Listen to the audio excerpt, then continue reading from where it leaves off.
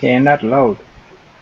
Good morning, Trinidad and Tobago. Today is Tuesday, the 23rd of April. Welcome to Pep Talks in the Morning. My name is Felicia Holder, Chairman of the Progressive Empowerment Party, and your host for this morning show every Monday to Friday from 8 a.m. to 10 a.m. Joining me this morning, my very lovely and wonderful panel, Mr. Akil Kams, who's the head of our North Hub. North Hub. Good morning, Akil.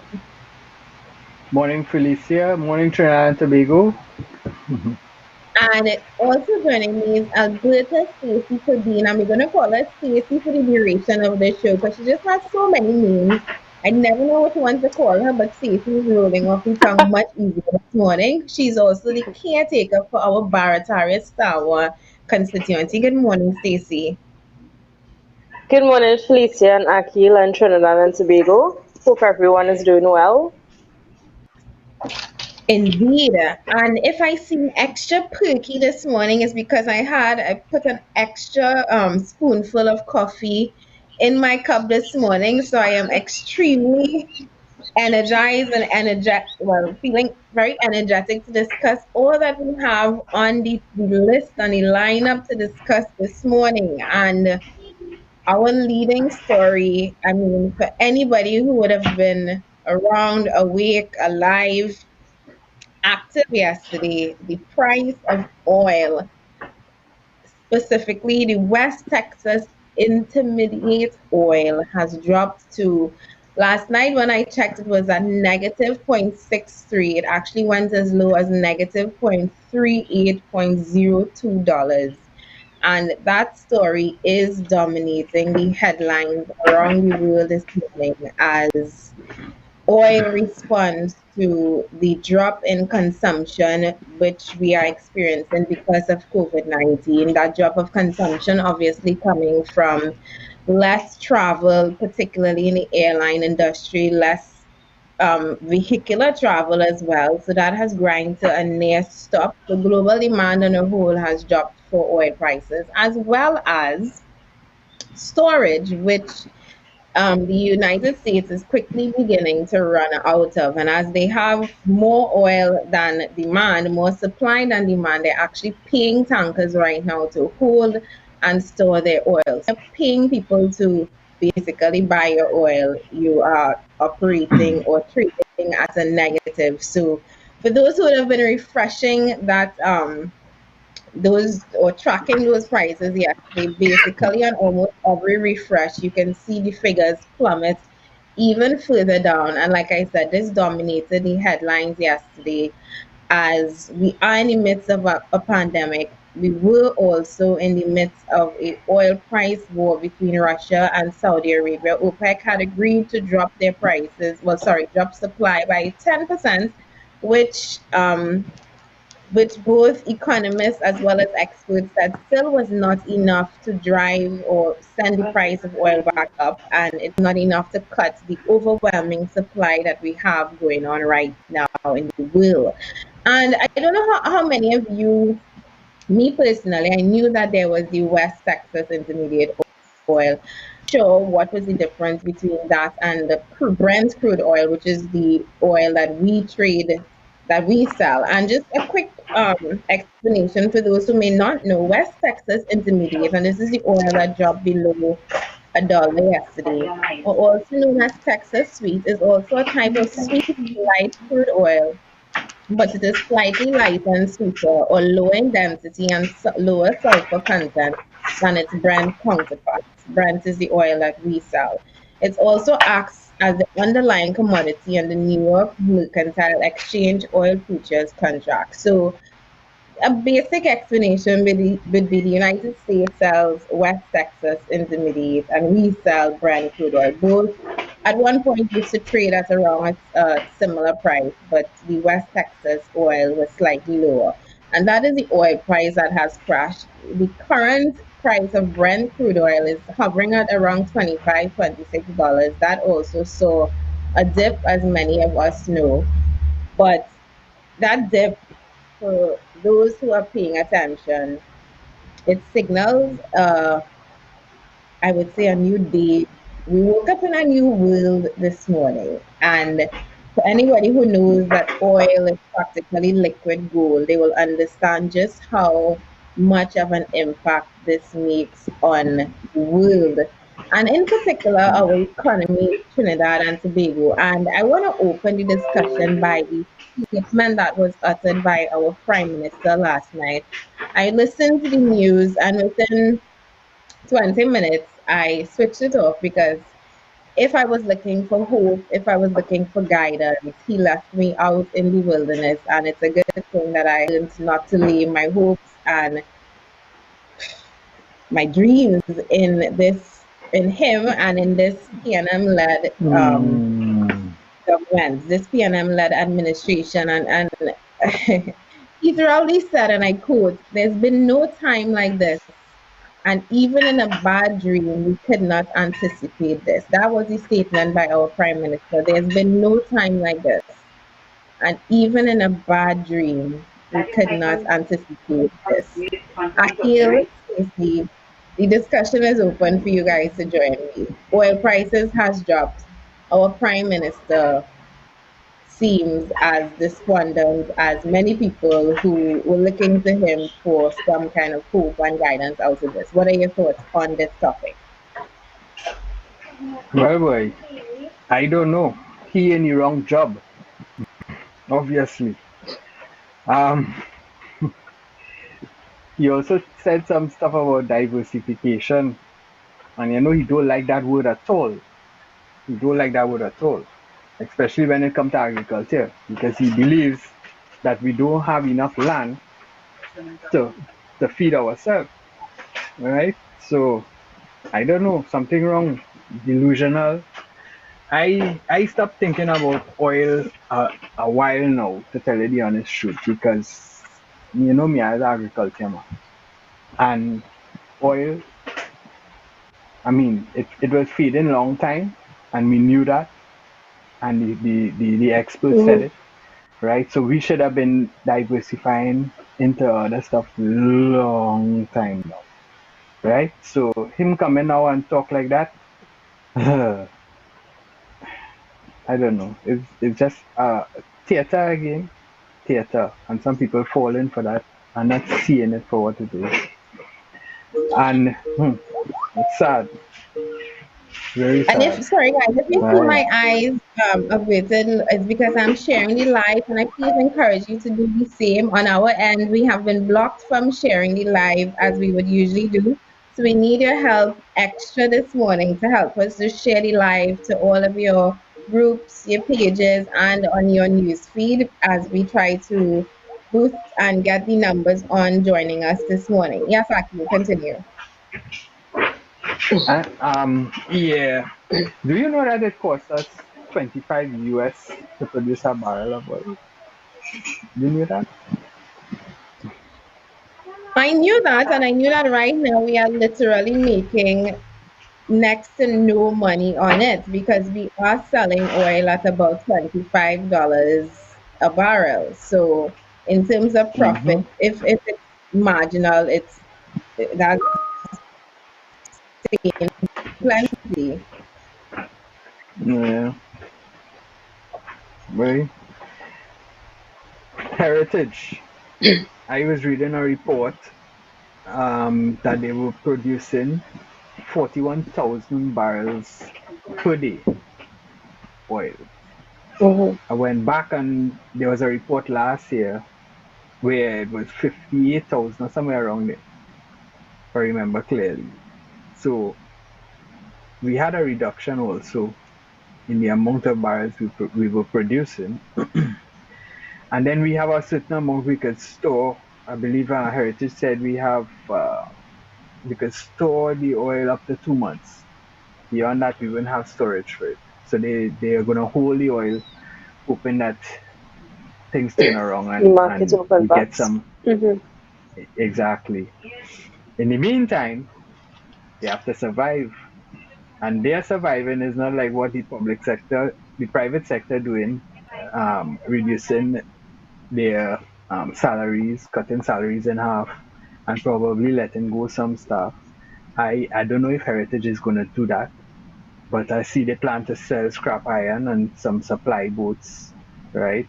And they say that will yield significant revenue. My question is, if this revenue is to pay the billion-dollar debts they have, or is this to pay some of their exorbitant salary? I don't know.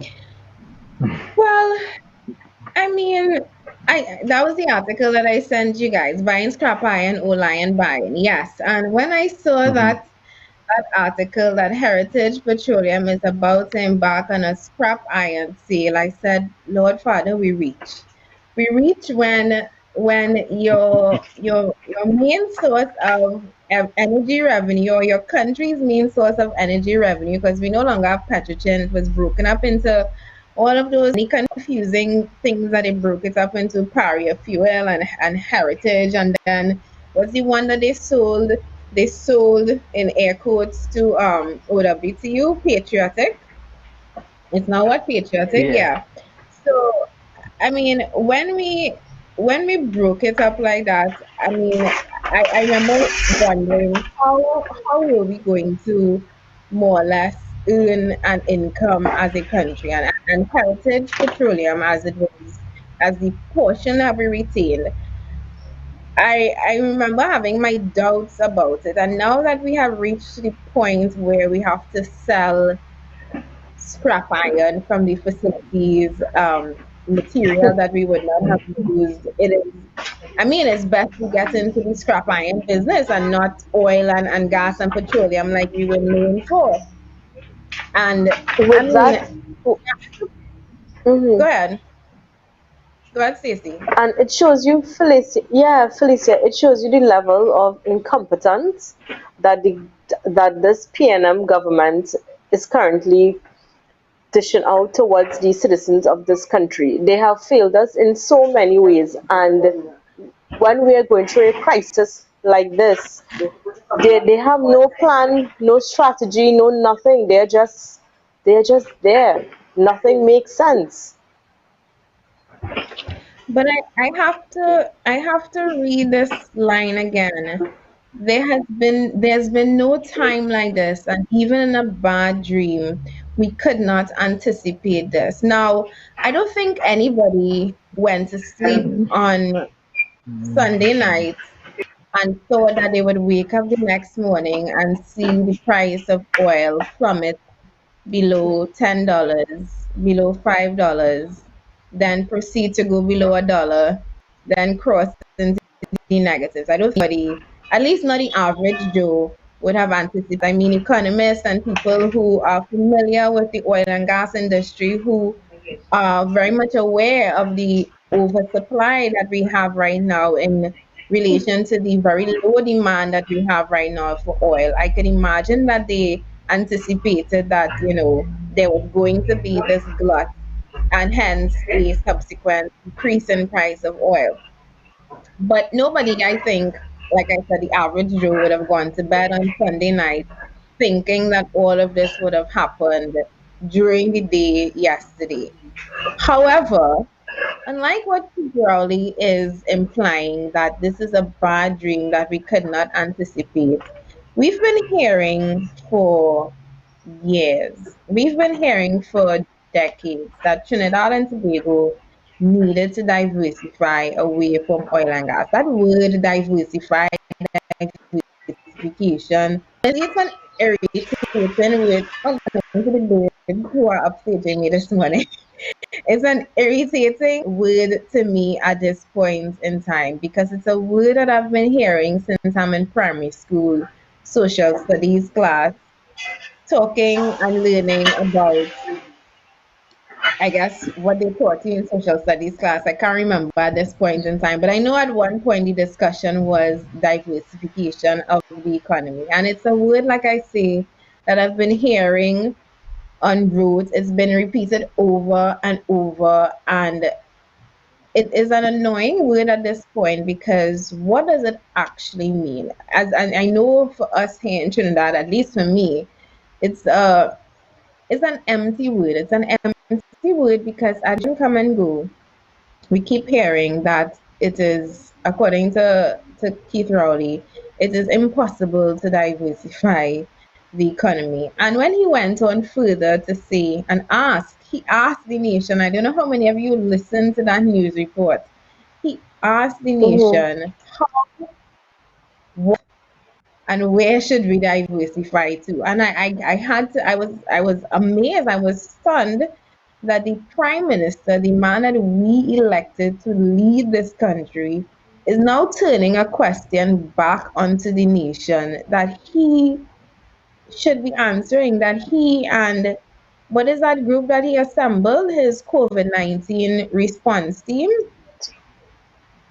Yes. whatever that team is, he should be answering that question. So when he's turning it back on us now, my first question is, okay, Islam, what is your role as the prime minister of this country? What is your role as the steward of this country? Is this you finally admitting that you don't know how to do the job? Is this you admitting that you never understood what diversification means? Is this you saying that you never knew how to diversify the economy? Because if that is the case, there's a bunch of people in the Progressive Empowerment Party, and not just in the Progressive Empowerment Party. I listened to Wade around last night on that episode of Plain Talk. And I'm wondering where the brilliant people like him to host, to sorry, I saw the our producer just said he'll be back in 5 minutes. Where the people who have the brilliant minds and ideas and the solutions for this country? Because according to last night, we have a wealth of human resource knowledge, but they are clearly being stifled because the people in charge and not clearly they don't know how to do the job. And maybe it is time that we tell them vacate office sooner than we call ask them to leave, because they're telling us today that you don't know what you're doing. Well, Felicia, the the prime minister said this pandemic exposed many frailties in our economy, right? Now, I believe that we knew of all these, he knew or of all these Mm. frailties in the economy long time because, as I said, the experts has been saying it. He just refused to listen. He also said, as a small island economy facing external vulnerabilities, can we continue having such a high dependence on food imports? Him saying that is an insult to our intelligence because we here in this long time. We here in the food import bill is way too high long time. We here and we need to plant our own food and feed ourselves long time. Don't come now and talk like this is something new you know hearing about. Actually, that you're saying it and now you are going to be the solution to it because you wasn't the solution all the time. This pandemic now is forcing you, Mr. Prime Minister, to do what you should have been doing long time. No. And that's the truth and that's the fact about it. Minister, you have failed this country. Don't come now to pretend to fool us that you're going to fix things. No, that is too late. The horse already stable. Well, I shouldn't say too late. It could be fixed. But thank God you have the ideas coming easy now because the PEP have it out there in the public. And everybody coming now and throwing it at you. So now you have to implement it. Just as you implement the courts, the virtual courts to the prisons, and now your boy gonna lose the 80 million a year. Just like that, you have many other things they are gonna be forced to implement because everybody know it could work. The PEP has put it out there along with other people, and you have to take the advice and you have to fix it. You have no choice. So do we have it? Don't fool us. And with that being said, to uplift an economy, it's not rocket science, right? So you have to have innovation and efficient government, which we do not have, socially progressive environment, and those are the factors that would help to build an economy and stuff. But clearly, we have no form of direction under the PNM government.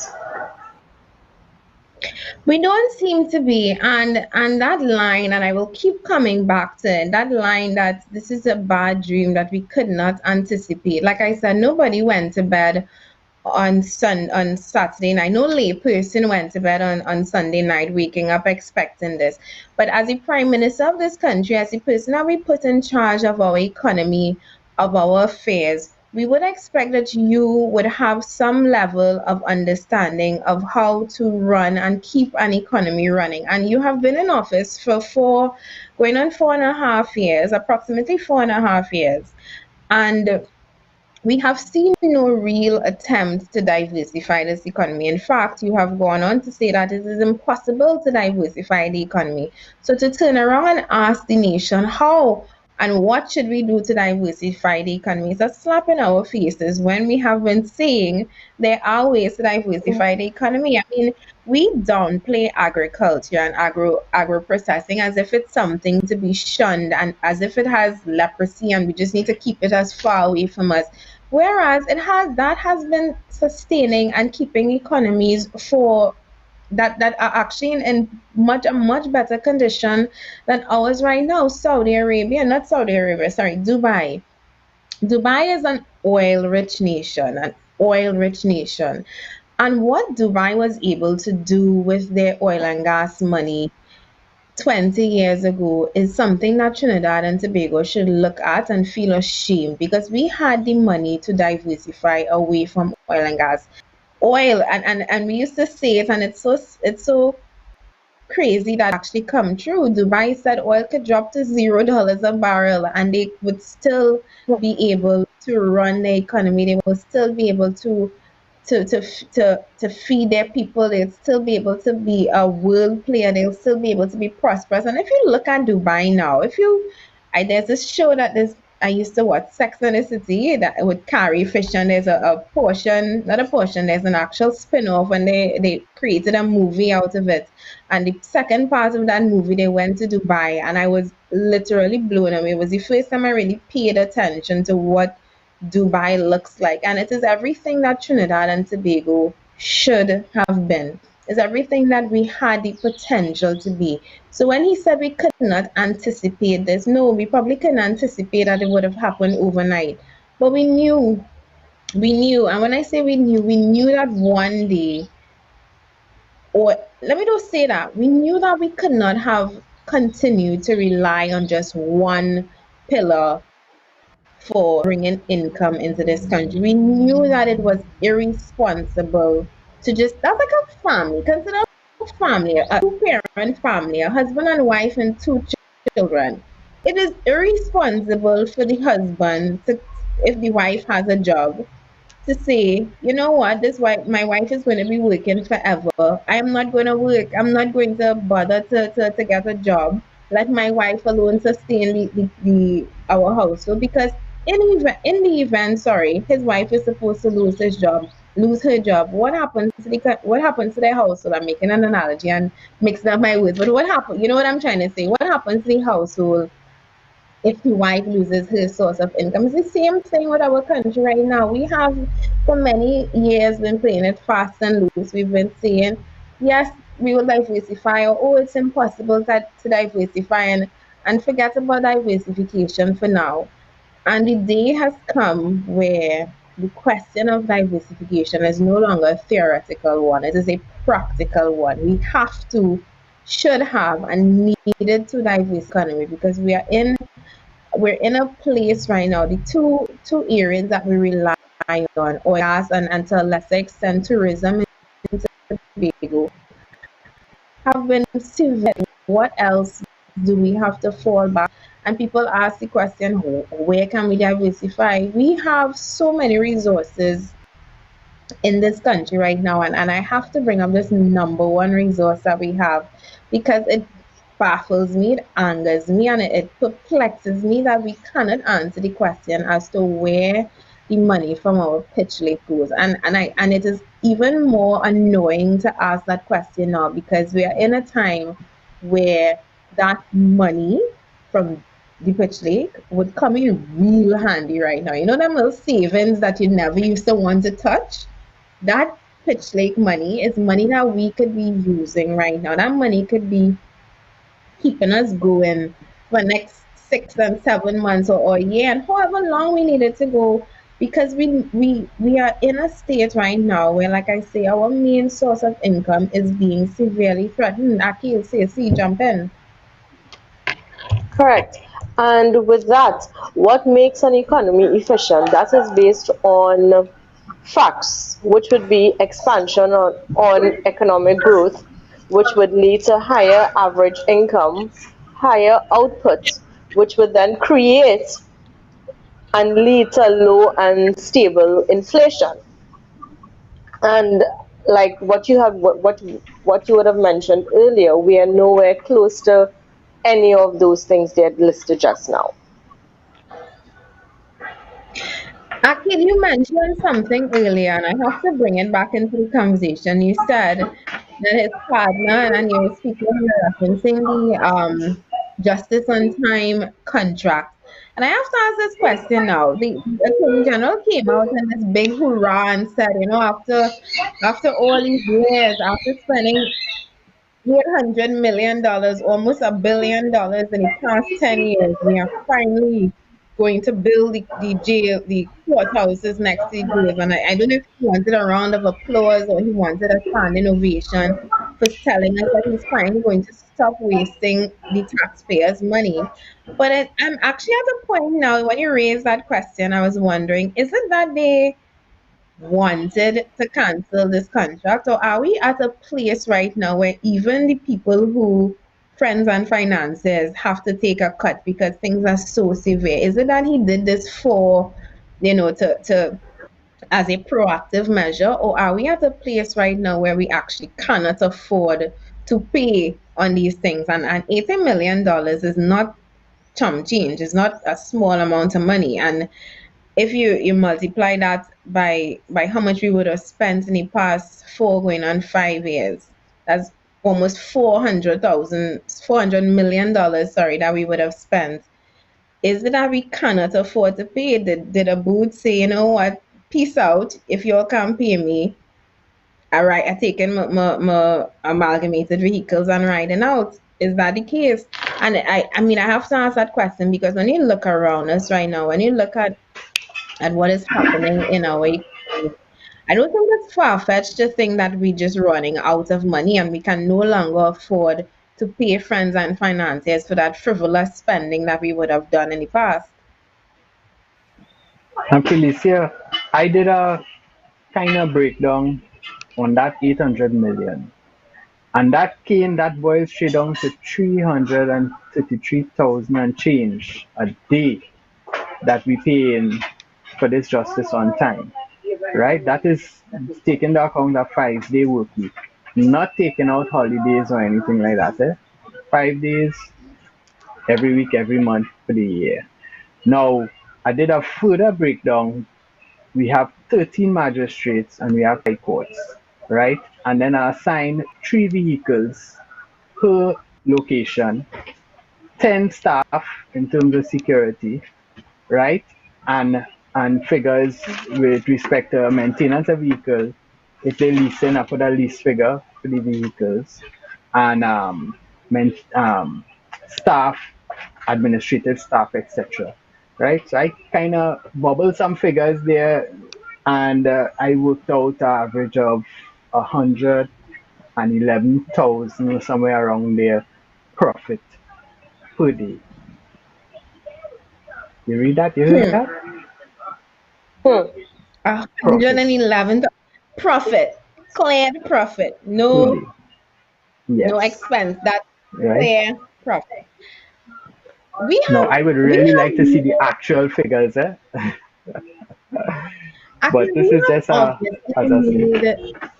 we have obviously made a lot of people rich in this country. And when I say that, it's obviously not the average citizen when you study it. It's obviously not the average citizen who has to go and line up by the grounds by Inch and Ishmael to get a week's worth or 2 weeks worth of groceries. It's obviously not the people who have to line up around the corner on Queen Street in hundreds to fill out a form and be told that you have to come back tomorrow to get $1,500, or come back next week when you finally reach your employer to get him to verify that you have actually lost your job. We have clearly made the wrong people, and I will say it very blatantly, we have made the wrong people rich, because the disparity between the haves and the have-nots in Trinidad and Tobago is one that we don't pay attention to enough. And I saw somebody saying, why y'all always ponging on the 1%, and they work hard and they have made it to where they are by through hard work, etc. But is that really the case? Is it that 1% works harder than the man who twirling a baton for Amalgamated? Is it that they work harder than the single mother who have to pack a box of KFC? Is it something about their work ethic that's different to the average worker here in Trinidad and Tobago? And this is discounting the ones who have no intention or don't care to do an honest day's work. This is for the honest average Trinbagonian who just wants to be able to earn an honest living and be able to provide for their family. Is it that a 1%er has a stronger or higher work ethic? Or is it that they have access to communities and more lines of credit and know more people in government and people close to people in government to benefit from these things? 100 and how much? How much you said a day? $111,000 profit a day for driving prisoners Yes, up and around down that. in traffic, causing to pull over on the shoulder, still arriving late to court. Is this what hard work means? Is this what hard work gets you? Because I mean, look at it, Aki. Look at the real disparity between the people who are making money in Trinidad and Tobago and between those who are not making money. 35,000 people, and this is despite the cumbersome process. This is despite running out of forms. This is despite not having access to internet. 35,000 people thus far have already applied for the salary relief plan. 35,000 people, and that figure is expected to double. To rise. Close to 70,000 people applying. And this is just people who would go through the lengths, jump through all of the hoops that they're being asked to jump through because they just need that $1,500. What about those who are not? What about those who saying, just like I said yesterday, the juicing with the squeeze, I ain't going through all this. I ain't paying money to travel down to town and be told that I have to come back. I ain't going to the police station and find out that they run out of forms because this is nonsense. What about those people? What about those people who are now relying on the kindness of private and corporate Trinidad and Tobago to keep them going? What about them? What is different about them versus those who have been benefiting from the treasury money for years? I mean, $80 million really for driving prisoners when we knew all of the time that all we had to do was build courthouses next to the jail. Were we really trying as a country to save money? Or were we trying to make a specific portion of this country rich? Felicia, I had a conversation 2 days ago with someone close to me, and this prisoner transport contract came up, and I was giving him some figures, and he was ignorant to those figures. I mean, the conversation we were having were, I wouldn't say it was I against he defending conversation too much, but he did not know the figures. So I had to remind him. I say, listen, if you're not keeping yourself updated with respect to the politics of the country, maybe you should not get into arguments or conversations along that line. know everything first. Because when I started giving the figures, he was shocked. He said, is that much? Really? And then I sent him the details for him to see for himself. So a lot of people in our country, they don't want anything to do with politics. They kind of stay away from it. And then when they happen to bounce up maybe a conversation on Facebook, maybe one of us arguing over this issue, and they jump in and like, oh gosh, it's a pandemic and this, that, the other, and let's focus on fixing and stop complaining, but they don't have the information that we have, and it's just sad that we now have to educate them, right, and get them to think differently. It works sometimes, it don't work all the time. A lot of people really don't want nothing to do with politics at all, at all. It's sad. But politics has everything and wants everything to do with them. And I mean, I'm seeing people yesterday, all kinds of people who apolitical and people who are they belong to no political party and they just about good governance. You know those airy fairy terms that people use to abdicate their Hmm. responsibility as citizens? All of those people yesterday posting things about the crude oil price dropping and this is where we are, and I'm seeing them actively asking questions now.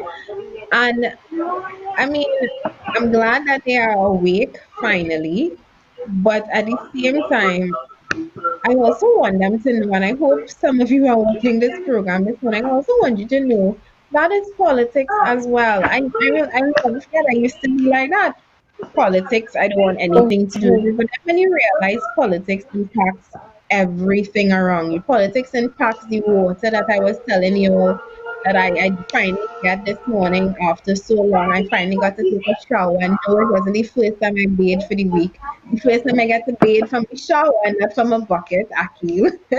But I mean, it impacts everything. It impacts the water.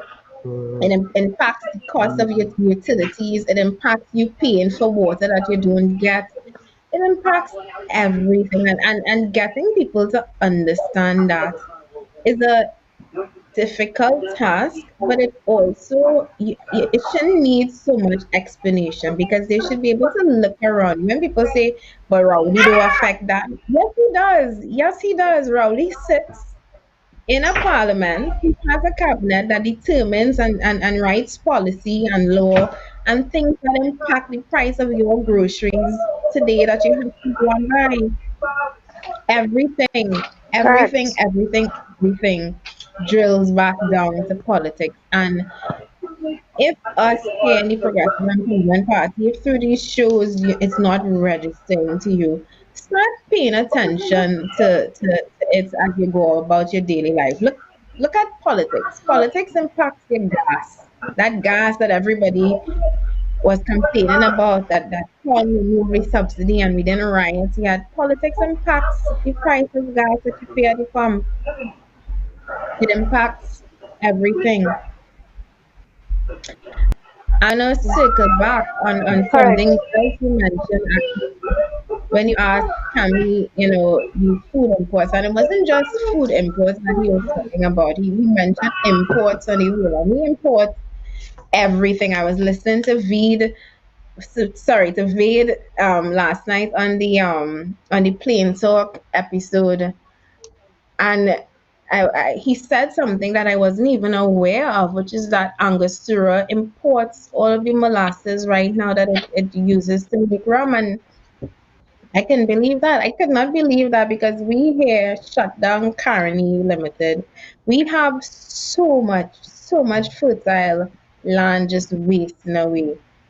And we are now at the point where we are importing our own molasses. We used to make our own molasses here. I will never forget learning that back in school. We used to make our own molasses here. So everything that the Angostura that we once used is no longer that. And gotten to a point in time where we need to revert back to where we were. And we need to revert back to where we were because it is no longer sustainable to be spending spending US precious, scarce US dollars on things that we can be growing home right here. And I mean, the fact that again that it took a drop in oil prices for Keith Rowley to finally raise this question in terms of our imports, again points to it points to his questionable leadership because again you knew what was coming. Don't say that this wasn't something that you could anticipate. The economy has been showing a rapid decline so in the past 10 years. We have been, even under the Kamala administration, things weren't as we knew it used to be. And we were spending a lot of money. We were spending on vanity projects. I mean, a few months ago, a few weeks ago, and it feels like ages ago, we spent hundreds of millions of dollars on vanity projects that right now stand empty and desolate, gathering dust. That Red House now, what's going on with that right now? What really going on with that Red House right now during this pandemic? How much national pride do you feel today as a Trinbagonian knowing that that Red House is there standing in Port of Spain while oil hovers at below $0 a barrel? How much pride do you Camila, real talking? Going on So, either. with So right. a lot. Hmm. Go ahead, Alberta. No, go ahead, Akil. Yeah. So a lot of I was reading somebody posted on Facebook that to convene Parliament and stop making the decisions uh, on your own. That cabinet make the decisions together. Sure, it could be done, bearing in mind the social distancing and such. Some arrangement could be set up to do it, but no effort is being made to do that because, as usual, um, the, the this government style of doing things haphazard, that will be affected if they convene parliament. Sad to say, we we we have known for the longest while now that we need to diversify. Agriculture is one way. Um, we have a lot of hardware we import that we could make here, and reduce that import bill also. But the will and the encouragement to do it is not there. It's lacking, and that's the main thing. If we had that encouragement, if we had that will of government encouraging the private sector, businessmen. I'm sure you have people come up with ideas and want to do certain things and just get beat down and get so frustrated about the whole issue that they don't even venture to even think along certain lines again because it's always a fight down. And that's in many things. Many people try to do things to better the country and it's like a war. It's like one big uphill climb, and at some point they reach a stage where look, forget about this. Yes, I'm here wasting my time, right? And that's the sad truth. But we need to change that, and the only way that could change is by putting a government in office that could encourage and bolster that way of thinking. Encourage all these bright students coming out of UWI with their great ideas. Um, give them the backing, right? Help them out, encourage them. That's all you need. You could be running a marathon and you're at that stage where you're ready to give up, and somebody on the side, hey, you're almost there. You're looking good. Push, and with that little conversation there, you just get that extra drive to make it to the end. And that's all we need. That's all our people need. That little encouragement to give that extra push. Right? We could fix our country. We could fix our country. That's all, Alberta. Correct. Correct, because an effective government invests in its people of the country. They advance opportunities for shared prosperity and stuff. So when you invest in your people, in your country, you have an economy that is well, that is stable, and most of all, you have citizens that are happy. We don't have that here. Yes. I remember when I was We planting. don't. And our when you go ahead, Akil. When I was in the agriculture, they were we myself and a good friend, we had grand ideas, right? And then some of the ideas, yes, we could have gone to the agriculture bank and give them these proposals or whatever. But certain things didn't afford us that luxury is the wrong word. But we could not have done it. So we had to manage with what we had. And we could not have bring those ideas out into reality due to lack of funding, Hmm. lack of support. A simple thing as a tractor plowing the land, right? Um, if you live in an agriculture community and everybody puts up, or let's say even a government that cares supplies this community with a tractor that all the farmers would use. So they would book a day, they would schedule a rotation, and probably assign one or two people who would do whatever driving, who have the know-how, and this would help. Simple as that. This would help reduce the farmers' costs, and it will also build a bond between the farmers, which you also need, right? So you have a group of farmers that united via this government movement in terms of they would supply the tractor, they would supply advice and technical support, and in cases where you need more finances, and they would even as far as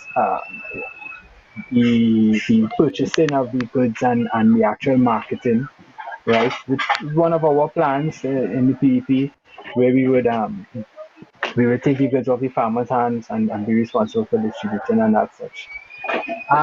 All this could help and encourage farmers to continue farming and to encourage young people wanting to farm to get involved, right? And this is what we lack in, Mhm. right? And that's one of the things that killing the A country, agriculture sector.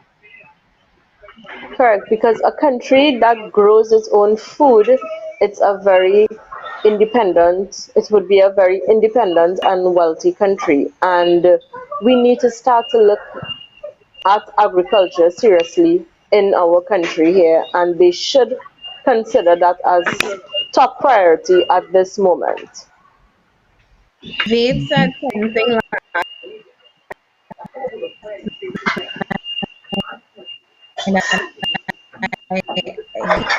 Contrast. Am I coming across clearly, or am I? You was breaking up. Very Okay. distorted, yes. All right. I am catching on now on the times that I'm coming across a little greeny. Vade Siram said something last night on his Plain Talk interview clip. And for those who watch the news on at 7 o'clock, I very much to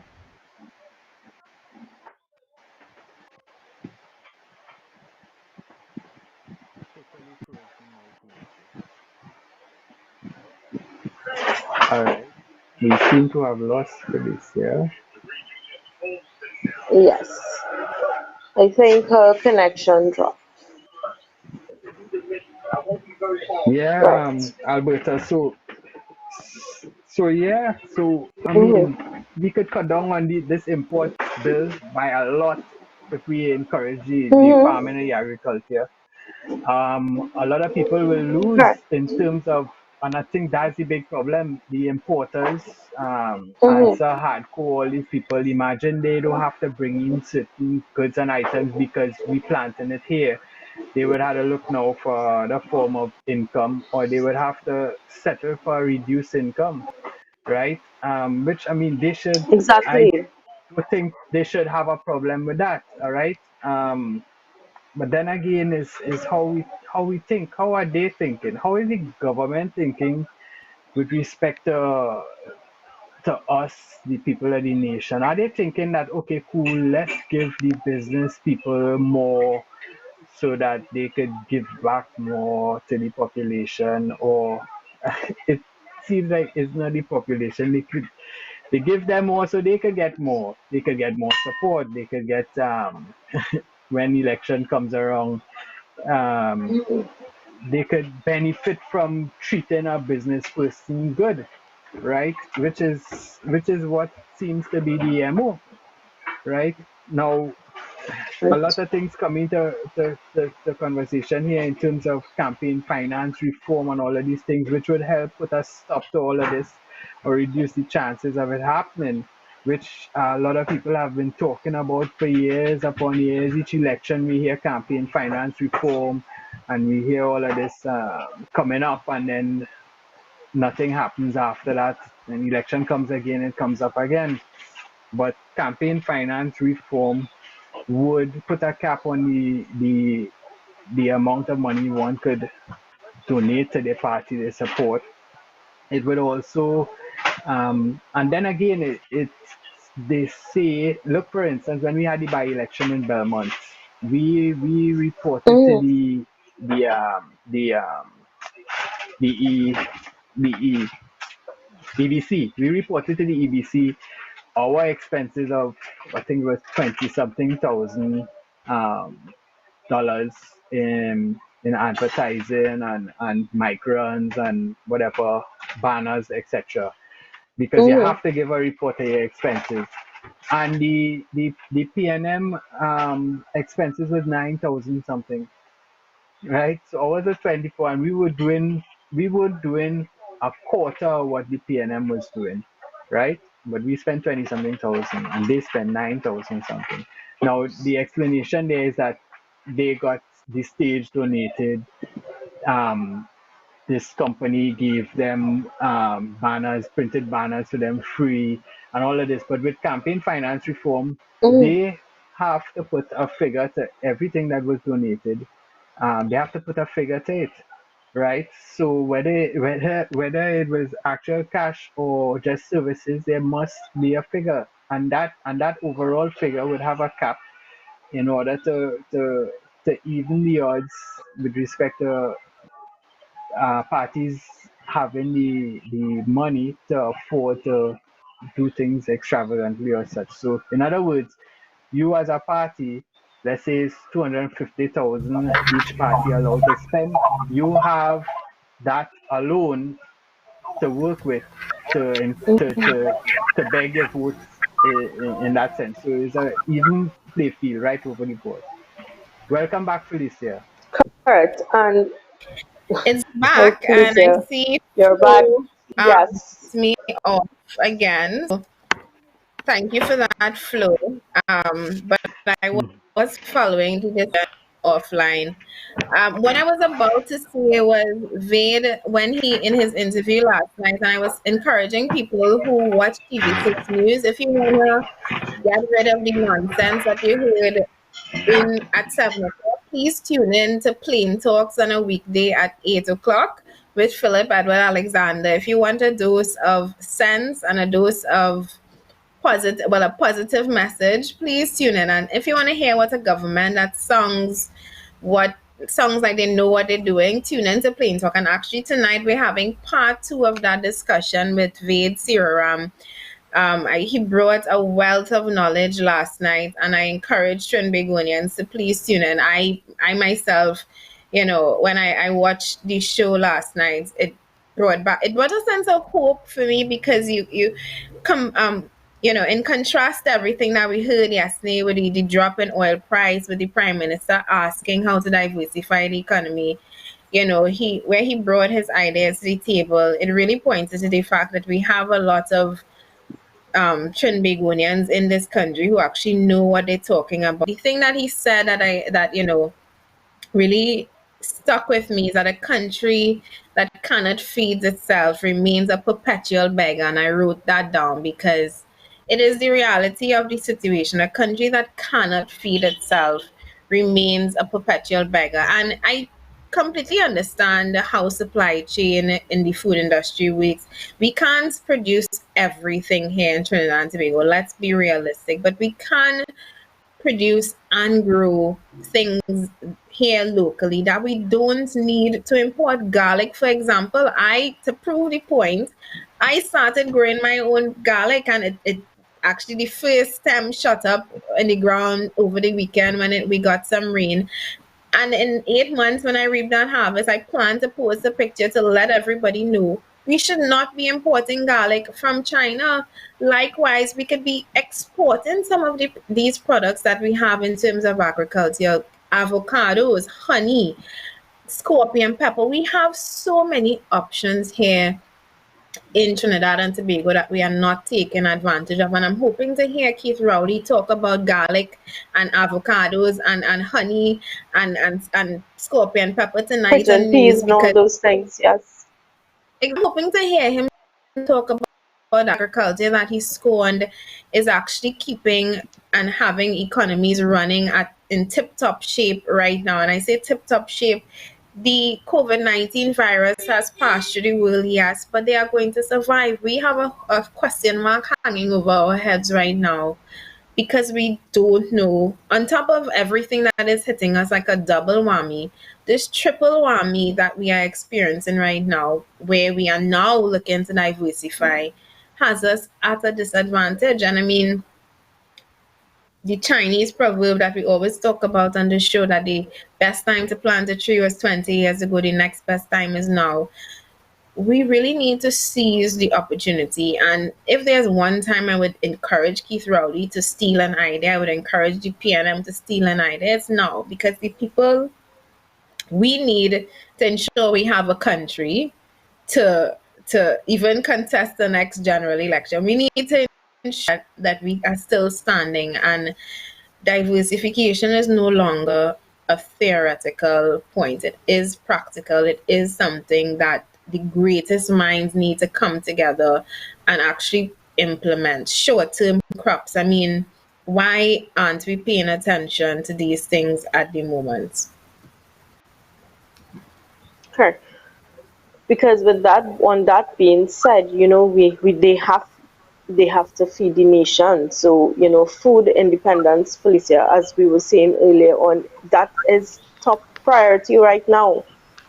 Agriculture, we need to look at crops very quickly to be able to reap for future use. Most definitely. And it's 9 o'clock at the moment, and we are going to take a quick break. I do apologize for all of the technical difficulties, me coming in and out of the show. I thought we would have fixed this issue. Seems like it has not fixed, so I'm really starting to by conspiracy theory that may not be such a conspiracy theory now that my connection is being interfered with, because I don't know what I need to do anymore. I have run my mom off of the internet. It's just me using it. I've upgraded my service. I have changed laptops.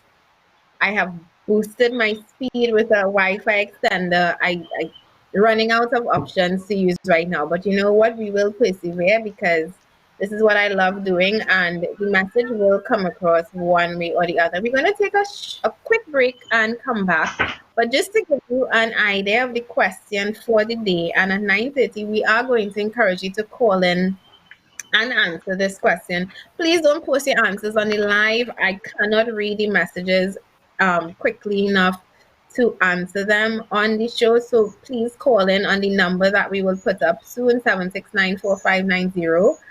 And the question of the day is, do you have faith in the Keith Rowley-led administration to properly diversify our economy?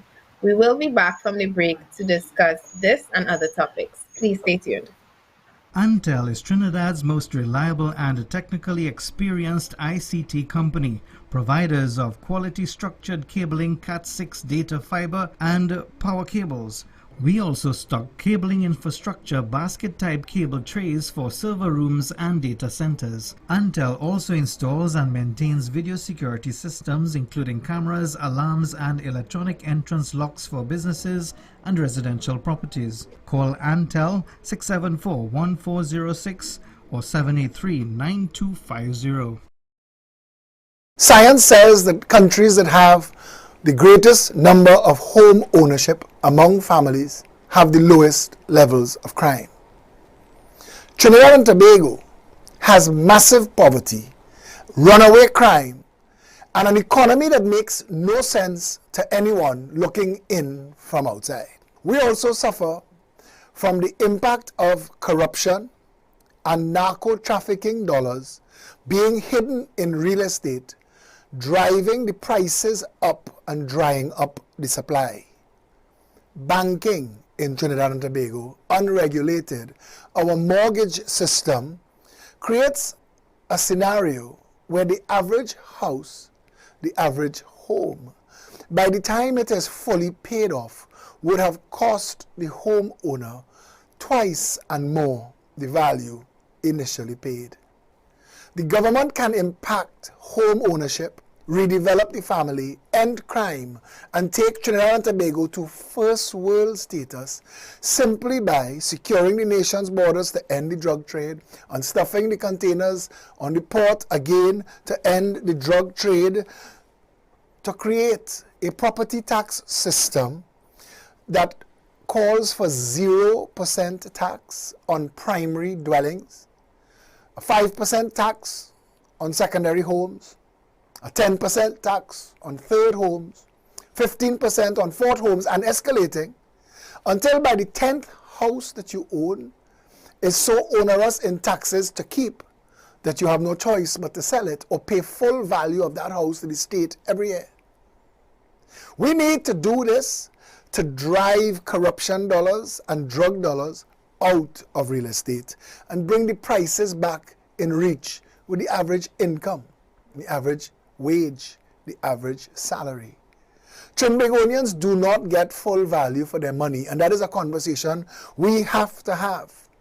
But when we're talking housing, to get the average person into their own home, it is a right and a privilege of the state to be able to offer to these people zero deposit, zero interest for up to 30 years on up to homes valued up to $1.5 million. This would reduce the mortgage payments to about $500 per $100,000. And if we remove the duties and the VATs and all of the taxes on all of the building materials and open the market to competition to drive the prices down, the cost of building the average 1,200 square foot starter home will not exceed $100,000. And with $500 a month as a mortgage payment, even minimum wage earners would be able to afford their own home. The numbers say that in countries where families own their own homes, crime is at its lowest. The Progressive Empowerment Party is very sure, in fact, we're certain, that of all the policies that we build our 21 policies on, home ownership is the most important of all the important ones. We propose zero deposit, zero interest for up to 30 years on homes up to $1.5 million. Normal bank lending criteria apply. In Trinidad and Tobago, no one policy has the greatest opportunity to impact upon the development of the society like home ownership. The Progressive Empowerment Party promises to make home ownership for all a central pillar in all of our economic development. I am Philip Edward Alexander, and this has been 3 Minutes to a Better Trinidad and Tobago.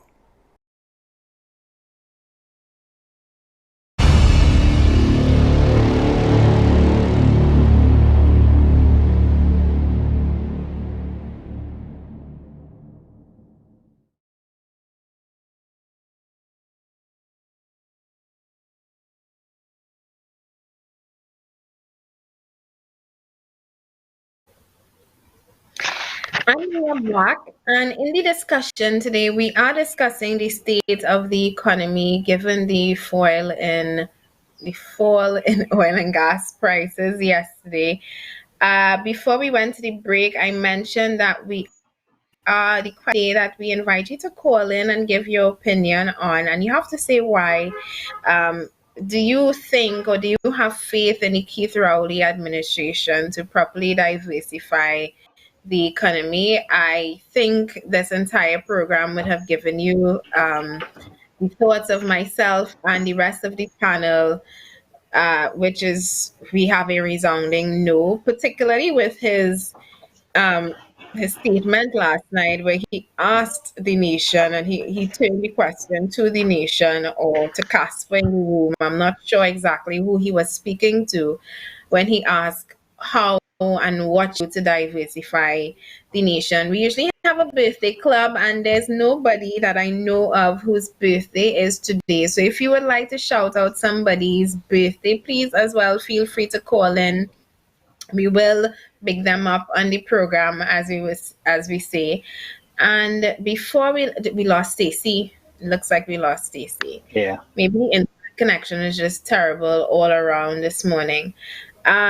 Before we went to the break, we were talking agriculture and that statement, that was uttered by Wade last night, which is that a country that cannot feed itself remains a perpetual beggar. And I mean, that statement is one that it struck me very hard because it is a reality. I have just started because of COVID-19. Actually, I had plans to do it before COVID-19, and this gave me the perfect excuse and the perfect amount of time in which to do it. I've just started my own kitchen garden, and it fills me with pride every time I can say, I have to grind up some seasoning and I can go right in my yard and pick my shadow benny and pick my side, when soon I will be able to pick my garlic. And I mean, this is just me doing something on a small scale to drive down and keep the cost of my own household expenses low. And I think of what that could mean if it was done on a massive countrywide scale in terms of keeping prices down. And of course, we're not just talking seasoning and pimentos and and save here. We're talking crops and hardy crops that can feed people, potatoes and was that sweet potatoes and meat, the meat industry. I mean, we had a farmer on the show a couple of weeks ago, back when we were filming in studio before all of this COVID-19 drama, and he was just explaining all of the challenges that Akil would have alluded to a little bit earlier. And I want to talk about that. It's just that the agriculture sector faces. And it is a lot when you look at it. I mean, we have okay. I think we're getting a call. Let me just open the lines. Maybe this person wants to say happy birthday. They're a little bit early, but that's okay. Hello, good morning. You are live on Prep Talks in the morning. Yes, good morning. We certainly did watch that ridiculous news last night with the Prime Minister saying that what shall we diversify to? Come on, is this man an airhead or something? We have an airhead for Prime Minister. It is so ridiculous that this man, we should have get people planting a month ago. Anyone can see further on down the line that this is a food crisis we're going to have. Nobody's going to be able to import his friends and his finances, not going to be able to import all the stuff that they used to import. We are not going to be able to eat like how we used to eat. Simple-minded people can tell you, put things in the ground right now. It is, man, it is so important that we do that as quick as possible. And this idiot is talking about what shall we do? Come on, man. That show last night with that guy was so great. That man has ideas that could get this country going again, if it can, when the time comes. But I could see the PAP being the only party that could get this country running properly. Now, I have a friend of mine, Mr. Kevin Gangadine. He's a goat farmer. He has been begging the government for a piece of land to put his goats on. His farm is so big, he just has it on what, 2 lots of land or something like that, you know. And he's begging the government for the longest while for a piece of land. There are people living on county lands, big government friends of the, you know, government that is on these houses, big pieces of land, just chilling and relaxing. County land I'm talking about. And that land could be utilized. I don't know why it is this government so inept, so airhead. They can't even think that we need farmers to get to work immediately.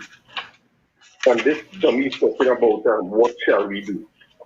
Listen, I realize you all running the government, you know, because many things that you all say, they come trailing after and play like they're doing it. Indeed. They act like, we're going to do this, we're going to do that. But I heard another topic. I heard the red man you all have there talking about Thank you. this contract finally is over. This contract will be over. This real contract with the prisoners. Did he say it's over? We gotta watch out, you know. They might have it running in the background or something, you know. I'm still following on money. Piracy, we will save the 80 million. So. Alexander, one. What about, two, and sorry? three. Oh, one What Alexander, about these please. places that Faris Alwari is receiving rent for? Indeed. Are they still wasting millions of dollars paying them for empty spaces? I am waiting to hear him say, and in addition to cancelling that justice on time contract, we are now about to cancel the contract for 1 and 3 Alexandra Place. That is when I would give him a standing ovation. People waited on help for money. Insurance man had to come and feed the nation. What ridiculousness is this? Indeed. I am so fed up with these people. I don't really expect Kamala to do any better because she's a puppet of the same very financiers and the contract mafia that it has. You all have opened up the eyes of the public on knowing what's going on and has been hidden for a while, for years and years, going on in the background. People sucking on the treasury while poor people out here suffer. No jobs, no loans, no nothing. We are fed up. We are fed up of it, and it's time to change. Thank you very much. Indeed. Wait, caller, before you leave. Oh, okay, I guess he left, but I was going to ask him if all of that means that he does not believe the Prime Minister is capable of diving with me. But I think that question is redundant. From everything that he's saying, he clearly does not share that opinion that he can. And I mean, he brought up so many things. I'm glad that he brought up 1 and 3 Alexandra Place, because that is actually one that we keep and we forget very often, and that we spend so much money renting buildings that we're not using. And in a time like this, are we going to, am I boring you, Aki? In a time like this, are we going to cut back on the unnecessary spending in the areas where we have been spending unnecessarily? But you see, for him to come and say that this contract would be him admitting that this was an unnecessary expenditure, an issue that we have yet to hear the Attorney General comment on, an issue that we have yet to see be brought before the DPP, because in my opinion, in the scheme of things, what they committed in terms of allowing the Attorney General and the family of the Attorney General to be awarded a contract for a building using public funds. I mean, there are laws against that the Attorney General should not be, he knows about, and the fact that we have never or have not yet brought him and his family to justice over that is a very sad but true indication of who we are and where we are as a republic. But moving on from our Attorney General, and back on that topic that we were discussing about food independence and all of the barriers towards food independence and food security and food sustainability. Like I was mentioning, we've had farmers, and I believe this week on the program, this Wednesday, on Plain Talks in the night at 8 p.m., we're going to have some more farmers come on the show to discuss agriculture, particularly as it pertains to food security and food exports, and the topic that is dominating the conversation, the headlines these days, which is diversification.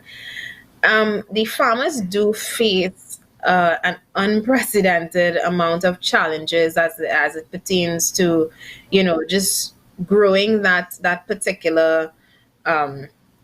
that particular area. And as the caller just mentioned, he has a friend who is farming goats, and he's struggling to get the land to do that. Whereas strip malls and cineplexes are building all the way down the highway and building on farmland and agricultural land.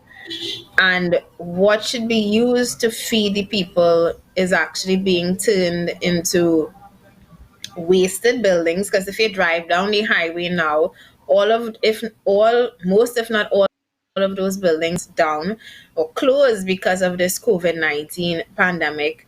And imagine what could have been used for in terms of providing food for this nation. And land, I mean, the issue of just accessing land, I can't believe it is such a challenge for farmers and for our local agricultural sector, because we have so much.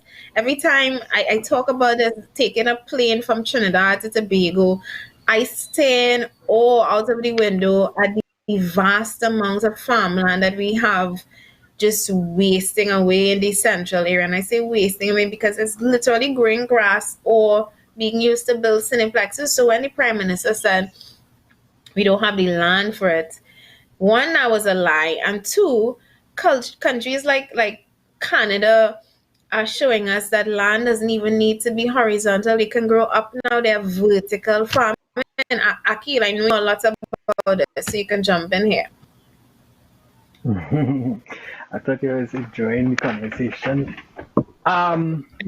Before I forget, something you said earlier, you went you're discussing Petrotrin a little bit just now, and something popped up in my mind.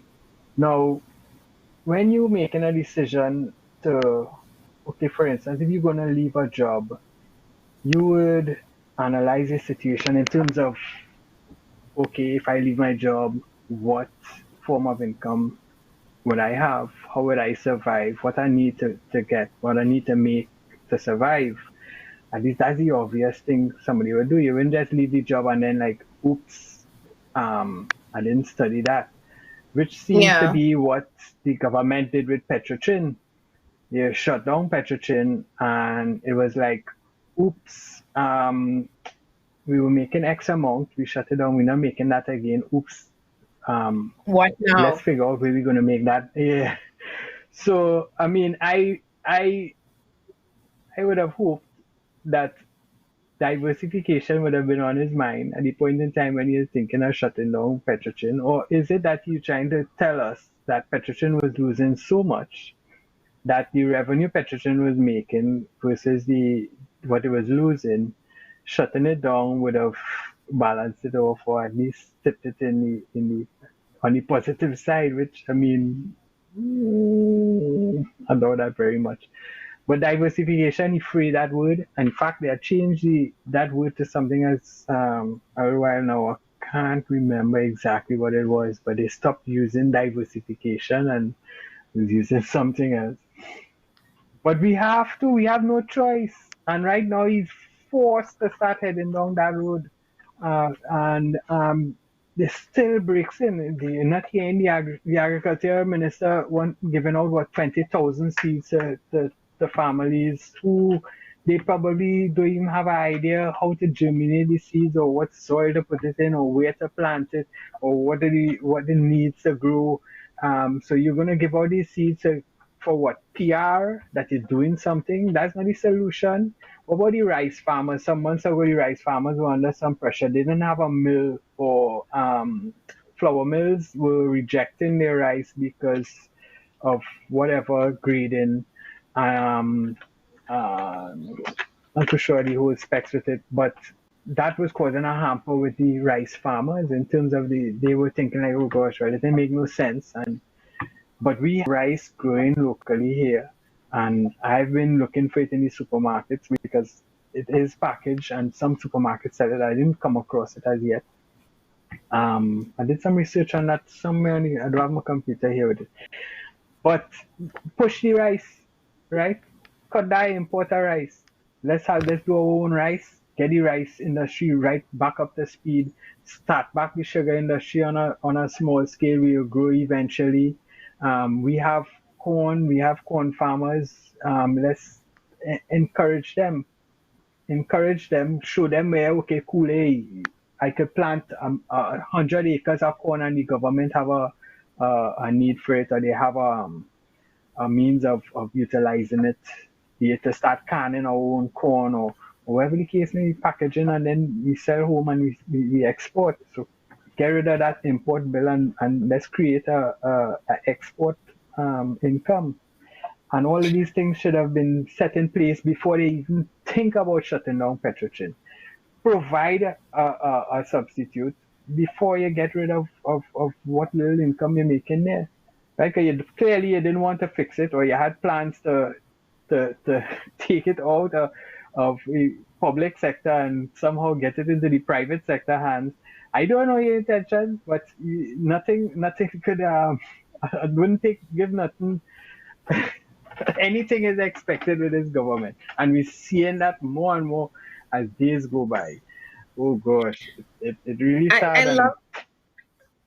I love that analogy that you use, and in the way that you use it. And I know I would have mentioned it earlier on in the program, but with regards to the fact that they, as you likened it to him shutting down Petrochin, it really does beg that question. When he did that, was he just operating under the impression that oil and gas prices would go up, or that it would remain as it, because he would have pegged oil at yes, there's some hope and optimism for things returning as to how they once were, but nobody pegs a budget, in particular a national budget, without first thinking about contingencies, without thinking about the worst situation. And like I say, maybe we didn't anticipate oil was going to drop this low, but at the same time, where was the foresight and the planning and the contingencies in case this were not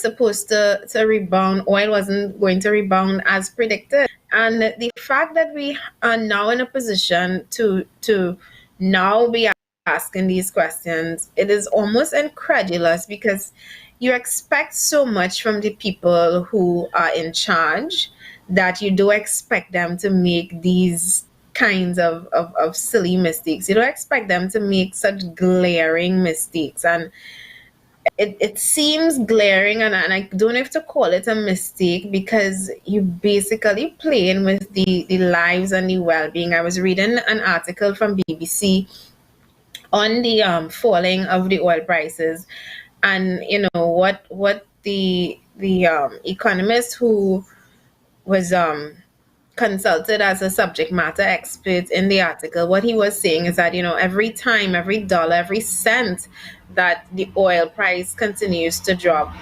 it is literally a job loss. It is literally not just a job, but hundreds and thousands of jobs worldwide that is lost. And I was listening to companies down here, Heritage Petroleum,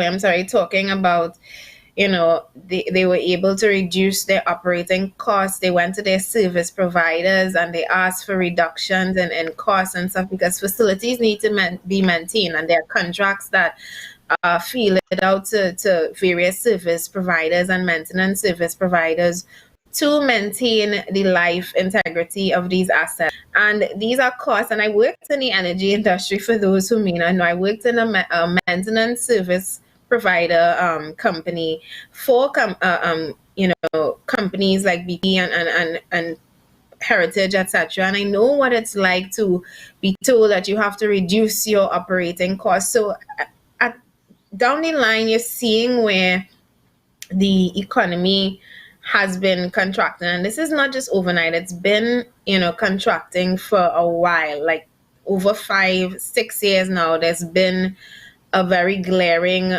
reduction and I guess contraction of the oil and gas industry from since the Macondo oil spill back in 2010 go forward. There's been a series of events that have shown that oil and gas is not going to be as stable as it once was. I don't think we ever saw $100 a barrel oil again past, what year was it?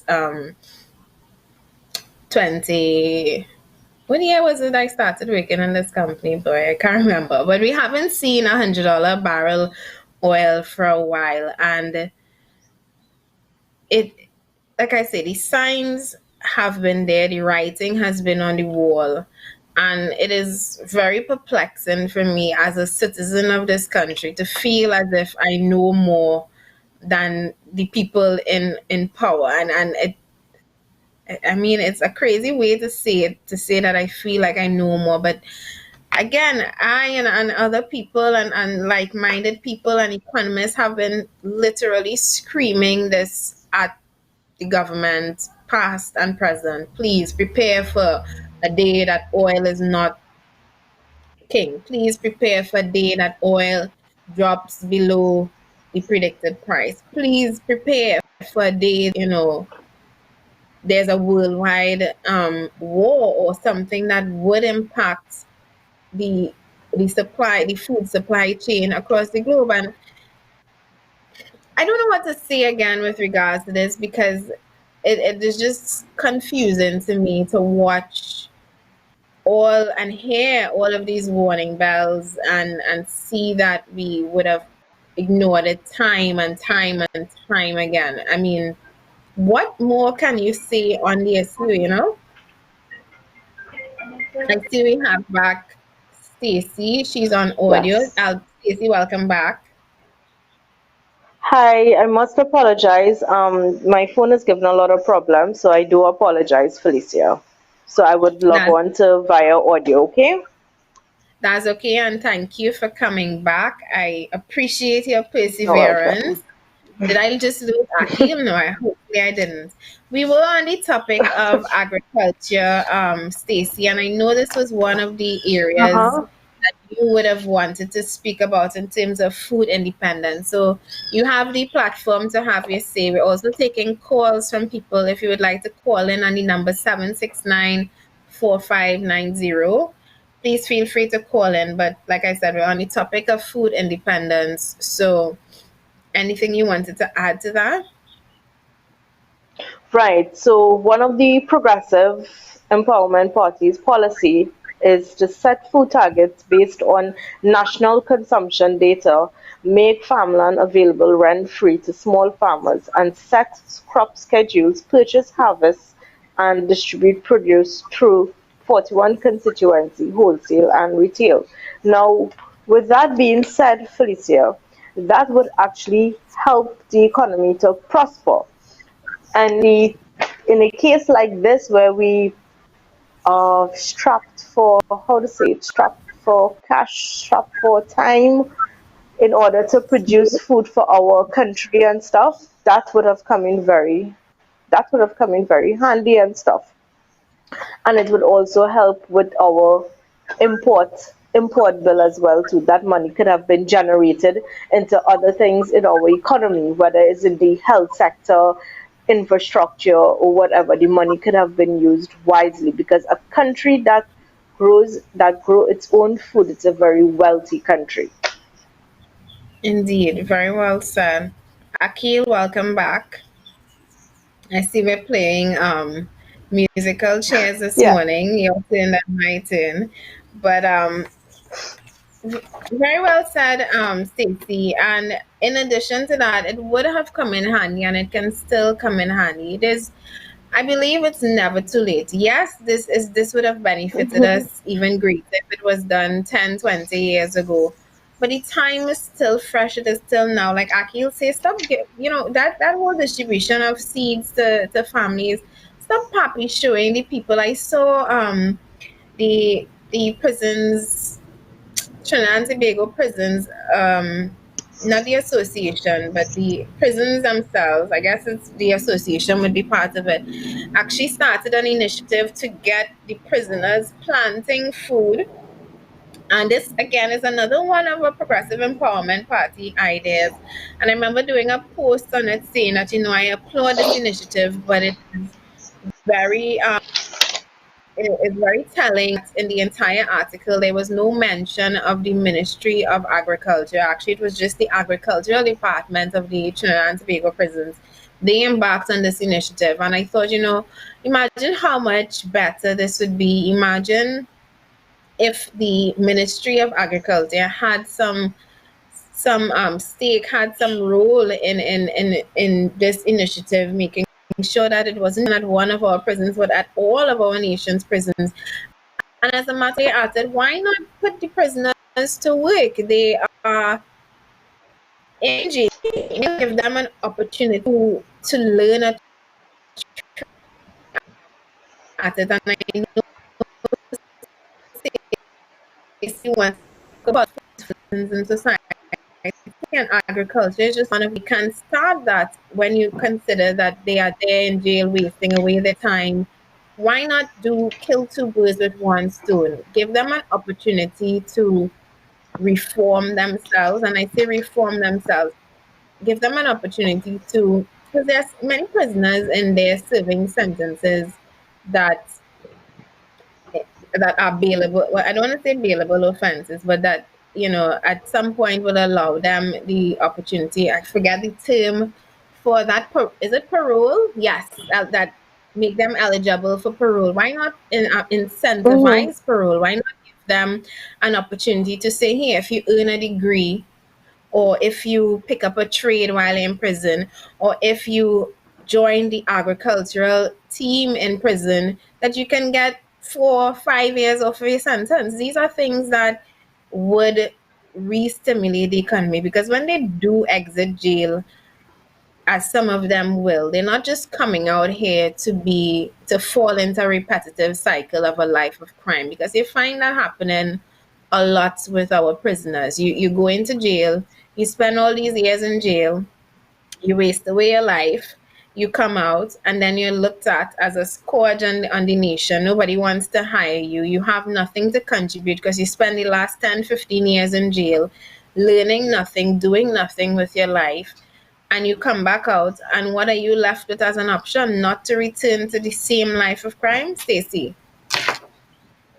Correct. So with that being said, Felicia, concerning the prisoners and stuff, they will be contributing citizens to society so that when they come out of prison, they could actually be, as I just mentioned, contributing towards society. They would actually blend in properly, or fit in properly, I should say, into the working sector, which we all know is something very, very important, because without a job, you don't have money. Without money, you can't get anything, you can't purchase anything. So that would also help them with their skills trade and all those things too as well. And as I touch base on that, one of the Progressive Empowerment Party's policy for that was those who run afoul of the law and end up in jail will be given the tools to return to society better equipped than when they entered. Mandatory literacy, therapeutic counseling, and conflict resolution skills, together with opportunities to learn trades and even attain university degrees, would be offered to encourage personal development and provide hope and opportunity away from a life of crime. So then you are giving them a second chance in society. Indeed, and that is what we are missing right now. And to be able to give them a second opportunity. Again, there are some people in jail who are serving sentences that, I mean, unless you're there for serious crime like murder or rape and stuff like that, there are some people who are serving sentences that are sentences that they themselves in because of the repetitive cycle of a life without hope and opportunity. And I mean, when I hear the commissioner of police talk about the way he tackles crime, which is a very aggressive approach, I commend him on that. And of course, the goal is to clean up the streets of criminal activity and to bring an end to crime as much as possible. But what I remember as a young child, I used to think, why not let the criminals kill out themselves? And this was again without me not having the understanding the way crime works. And I didn't understand that as soon as one criminal is locked up or one is killed, another one takes his place. And it of course took a lot of understanding. It took me involvement in politics. It took, educating myself and understanding that crime is a symptom of other areas of failures within the society. Crime is a symptom of poverty. It's a symptom of having little hope or opportunity. And of course, this is not discounting the people who just enter into a life of crime. They're also crime because people have mental illnesses. There are sociopaths walking around in society who should ideally be in mental institutions. Another area that we neglect here in Trinidad and Tobago. But crime is a symptom of a lot of failures in this country. And yes, while it is great to lock up people and to get as many criminals as you can off the street, we also have a responsibility to provide them with as much hope and opportunity as we can. So it has to be a two-pronged approach. We have to ensure that we are creating facilities and opportunities for people to grow, as well as, making sure that we do have a properly functioning law enforcement. But then, in addition to that, ensuring that when they do get into jail, those who are eligible for parole, those who are there for crimes that are not, serious murderous crimes, etc., that we do provide them with an opportunity for reform, because the reality is we would have failed some of them in the early on section. And yes, we have now locked them up and we have put them and kept them away from society, but we also have to give them an opportunity to reform themselves. And that policy that's labeled on our 21 policies. For those who have not yet checked out our 21 policies, is the camera? I never know which way to shift this.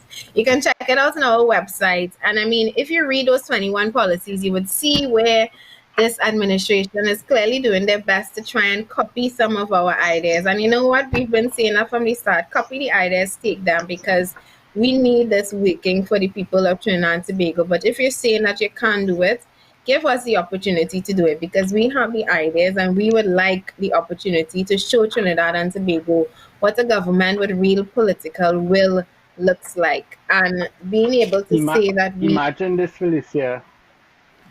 Imagine this, sorry to cut you.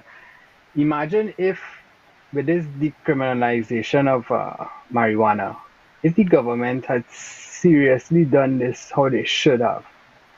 They have people in jail now charged for planting and other marijuana associated crimes, right? They possibly have free labor to engage in a project producing cannabis for export for sale locally. If they had thought out this plan properly, with all because I believe it was haphazard, normal governing by vax action. It was an election, right? Because up to now they didn't free anybody. Yeah, up to now, where the people they were gonna release, they didn't release none, right? Take these people, government project, planting cannabis. right? They have the land. But Golden Grove, they already had. When you're talking about the initiating a planting thing in Golden Grove, already had that years now. They had convicts planting melangen, pepper, a lot of things, but not in a serious way. At least as far as I understand, they could have done it No, a it lot more hasn't. seriously, right? And they could have done it when they decriminalized marijuana, initiate that program one time, take all these people, give them the opportunity, say, okay, you want to plant, come and plant, right? Give them some kind of incentive too in terms of a reduced sentence, whatever. If they cooperate, they will train other people. So in fact, you don't even have to hire teachers. You probably have teachers already in prison there that could teach others. So when they come out now, they have some expertise. They could organize and get into the field legally, of course, right? And then the government would benefit because they will have a extra a form of income that wasn't there before, right? I mean, a thinking government would have done that if they were doing it for the right reasons, which they weren't. And that's the problem.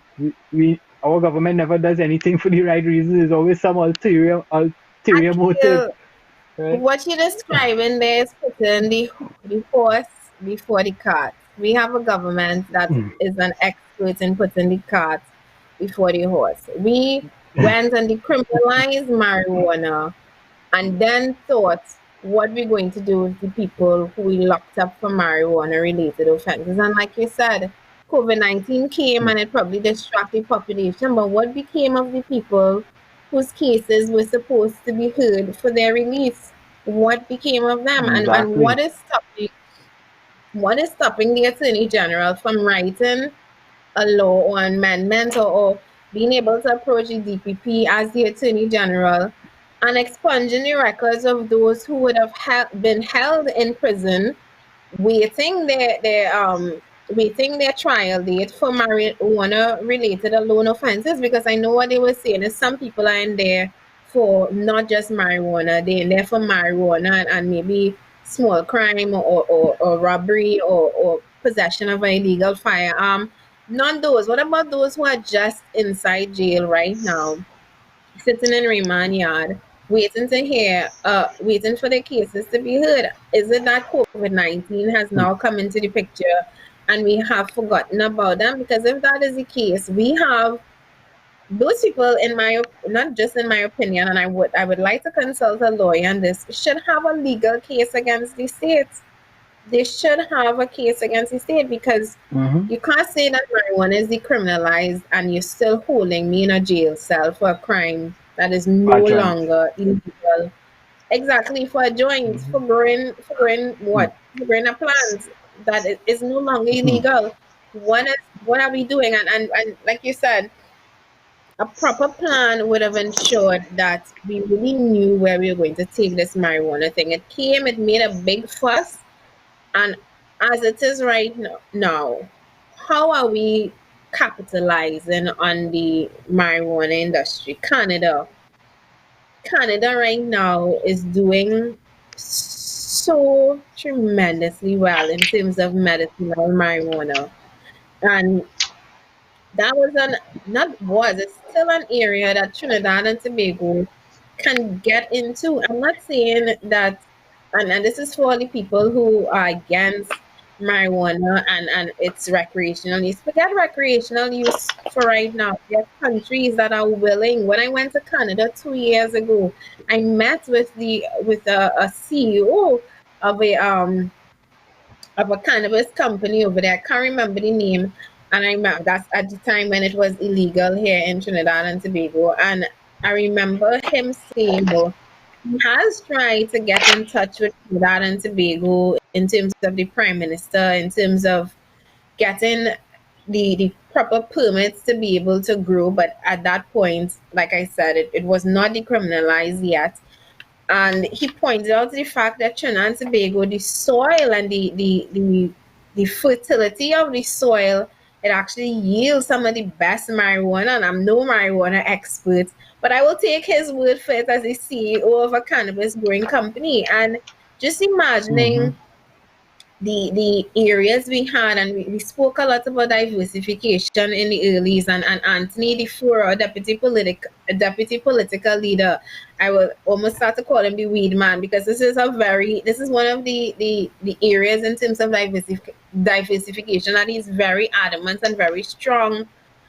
He speaks very strongly on, which is us being able to export to the wider world, which is us being able to take the marijuana crops that we can be growing here on the fertile land that we have growing here for what it is, and be able to export to countries like Canada and the United States and Europe that are looking for these crops from here, from the Caribbean, to assist in the medicinal marijuana field. And again, the fact that we put the cart before the horse, the fact that we are not yet capitalizing. I mean, right up the islands, Jamaica right now, the economy off of marijuana alone is booming. And look at us here in Trinidad and Tobago. We were the third wealthiest nation in the Western Hemisphere. Michelle recently, yesterday actually, pointed out the fact that we are no longer third. We would have dropped a little bit, and this is third wealthiest in terms of GDP per capita. I believe Bahamas is now ahead of.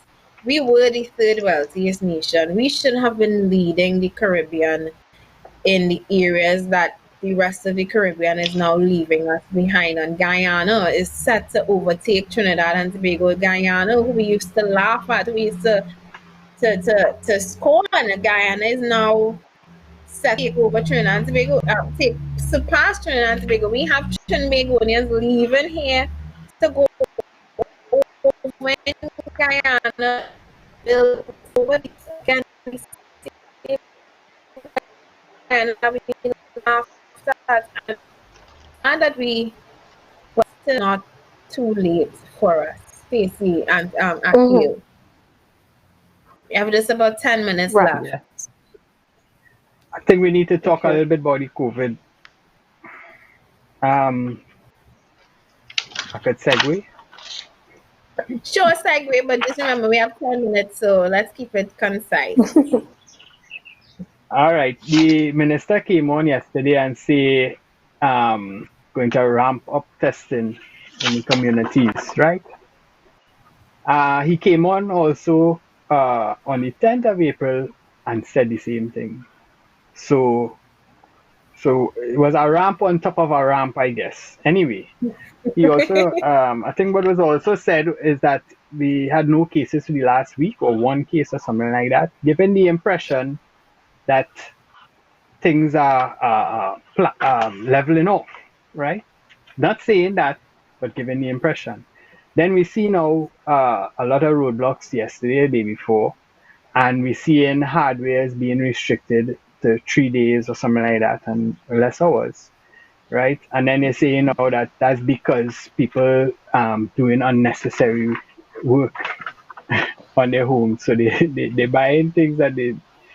I mean, when you expect people to do their home doing nothing, you might as well take the time and do some work on your house, all right? It might not be an emergency repair like plumbing where you need water, whatever the case. It might be a retaining wall, which mightn't be that urgent, or it might be a little painting on the outside of your house. You ain't have no time if you're working. So that's what's going to happen. People are going to look for things to do around their house. So that kind of dotish kind of thing say there. I listened to the Minister of Health say that the reason for shutting down the hardwares is because they found that people were going to hardwares and buying barbecue pits and coals and what do you call that?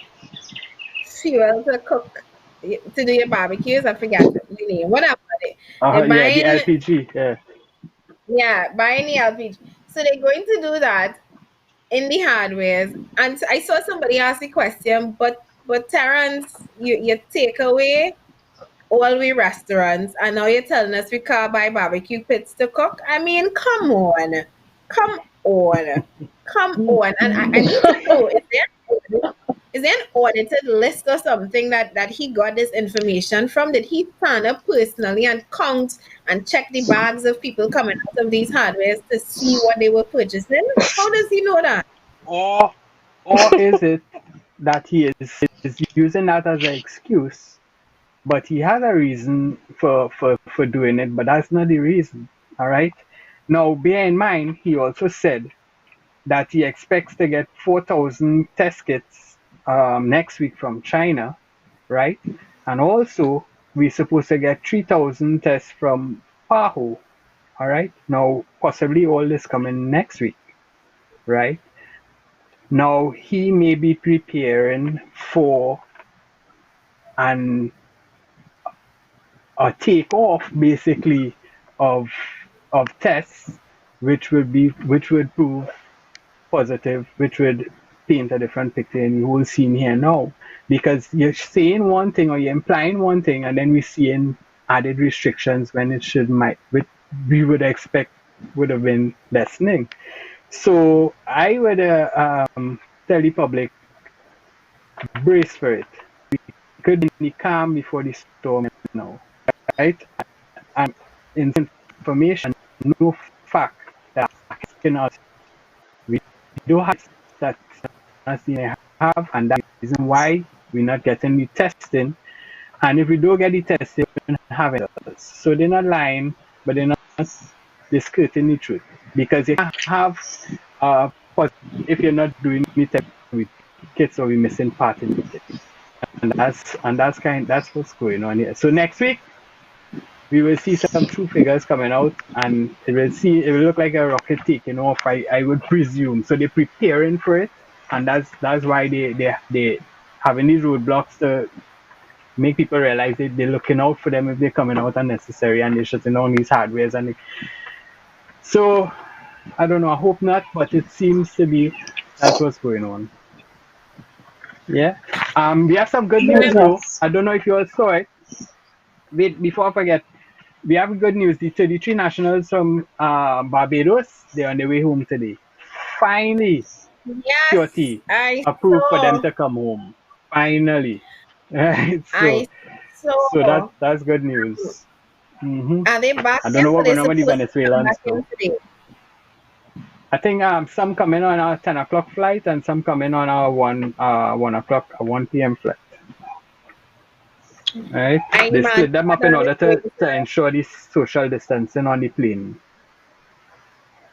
I imagine that they are going to uh well, the news stations locally here will be making a huge deal of that, interviewing them, etc. It would be interesting to hear firsthand their ordeal. I know we are trying to get some of them on the plane talk shows this week or maybe next week as soon as they are physically able to, because I suspect they will be quarantined in the time that they are coming back here. Maybe we can get them over video, well, um, conference them in, etc. But I'm happy to hear that, and I think I have to say that it is public pressure that would have probably contributed to this. I remember last week people were asking the question, but Canada sent a jet, WestJet, for its people, and a full flight, a full jumbo jet went back to Canada. Yet right next door to us in Barbados, there were 33 people begging to come home. And I guess I have to ask the question: what does it leave for the people in Margarita and Suriname, etc.? I await news on them as well. Just about 5 minutes Now left, so after you go you ahead. realize the Barbados news media, they embarrass the country, our people still together also on the so it could be that embarrassment caused this also, right? We can never tell. The people in Margarita, I see they wrote the president following weeks on their flight, and they are actually a little afraid because of the possibility of America taking military action in Venezuela. And I think this Barbados flight might set some kind of precedent. The government is going to have to do something. I mean, they're saying, oh, they can't arrange with a country who locked their borders, but yet still that same country who locked their borders had official leaving their borders and coming into ours that are both locked. So you're telling us now you can't arrange to have our people come back. I mean, it's ridiculous. Ridiculous. And that would fall under Ministry of Foreign Affairs. And I need to stress deeply on this. Your responsibility is for states diplomacy and multilateral relations, and to provide support for any national citizen abroad effectively and efficiently. And again, where was foreign affairs when everything was unrolling there? You know, why the nationals, the stranded nationals abroad, and they were actually now to the Trinidad ambassadors and stuff in their different countries, and some of them were not making contact. The Indeed, motherland and is you responsible for her children. very little Rightfully from so. Moses on this. You heard a lot from Stuart Young, and Ministry of Foreign Affairs. They really, I want to say they let the ball drop, but then that would be describing the entire PNM Rowley-led And administration that we have had for the past 4.5 years. Like I say, we have that just would about 2 imply they minutes had the left. ball in the first place. It would imply they They had the ball never in had the the ball. first place. Exactly. Guys, we have 2 minutes left in the Exactly. program. I'll give you each a minute to just give your wrap up and closing comments. All right, well, all I had to say, Trinidad and Tobago, we fighting it. Stay strong. Don't get too panicked. The situation will get better. A lot of good is coming out of this pandemic in terms of people and how they handle issues, and government, and they're dealing with certain things. They're implementing things that we're begging for years. So we have a lot of good coming out. We have some bad. We take both with a little balance and make the best of it. In the meantime, stay safe. Thank you, Akil. Stacey? Trinidad and Tobago, just remember, an effective government invests in its people, advance opportunities, and shared prosperity. And if you want that to happen, vote us in, the Progressive Empowerment Party. We will create and show you opportunities. Stay safe, Trinidad and Tobago. I love that closing comment. Akil and Stacey, thank you very much for joining me this morning. I realized the technical difficulties were on all three of our ends. Akil, I know you were breaking up a little bit. Yes. I was throughout the show, but for the people who stuck around, those who will watch us on the rerun, I hope you enjoyed the program today. In closing, don't forget we have PEP masks on sale, $25 for one mask and $22 for one if you're buying a quantity of 100 masks and over. If you would like to get one of those masks, you can reach out to me on 769-4590 if you would like to purchase wholesale. If you would just like to get small quantities, anything under 100, you can reach out to 357-0302. That's Beverly Jaikaran, and she would assist you with your retail order. Thank you again for sticking around with us. Tomorrow we will be back on the program with Anthony Defour and Matthew Gibbs, who is our deputy political leader and head of our central hub, respectively. We are going to continue the discussion on the economy. Don't forget to tune in tonight to Plain Talk at 8 p.m., where we will bring back Ved Siraram to discuss the economy and in a positive way to rebut I don't want to say rebut, but to answer our prime minister who asked the question, how can we diversify? We're going to hear all the ways and the areas that Trinidad and Tobago can get into to ease the stress of a very waning economy at the moment. As always, please stay safe and remember, during this time of social distancing, let's stay together by staying apart.